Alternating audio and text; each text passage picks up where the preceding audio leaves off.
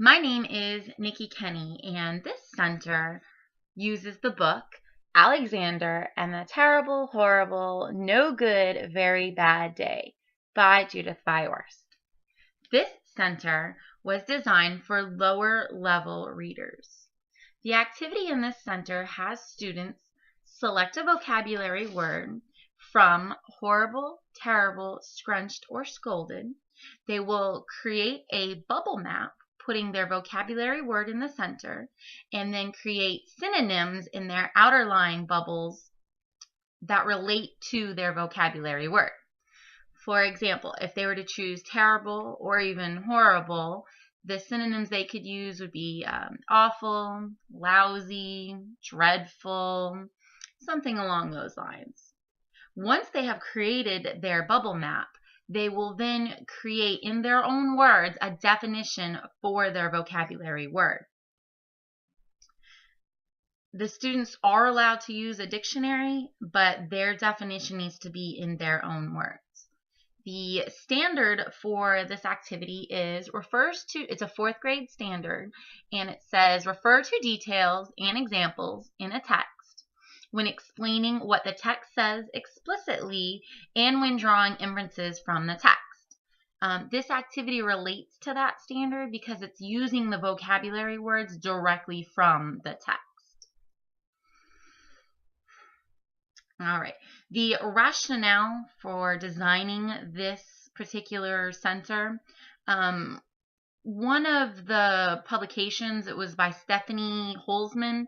The publication that she had the Marzano strategies in it. One of the strategies was it's how thinking maps, they activate prior knowledge. And I think by having the students create like a synonym of their vocabulary word, they're activating their prior knowledge. They are taking words that they have heard before that relate to the vocabulary word, so they have a full understanding of what that vocabulary word means. Something else that Stephanie Holzman states is that thinking maps create a visual representation of what we are thinking. And I think having the students create the bubble map, they are able to express their thoughts of what the vocabulary word means. And this helps the teacher understand if the student really grasps the idea. You know, if their vocabulary word was horrible and their synonym was delightful, well, then you would know, okay, the student doesn't quite understand what horrible means, so we need to go back and reteach. The rubric that I created for this center has 4 criterias. The first one is going to be student knowledge. The student knowledge is based on how many synonyms can they really create for this. You know, if students are kind of struggling in 1 or 2, then maybe they're not too knowledgeable. The next, if they're getting 4 and 5 synonyms for the vocabulary, then they understand, they do grasp what the vocabulary word means. The next one is student presentation.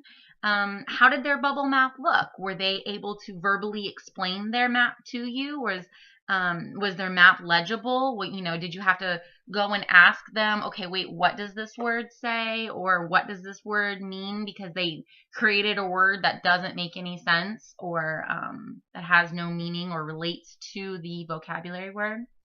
The next one's creativity.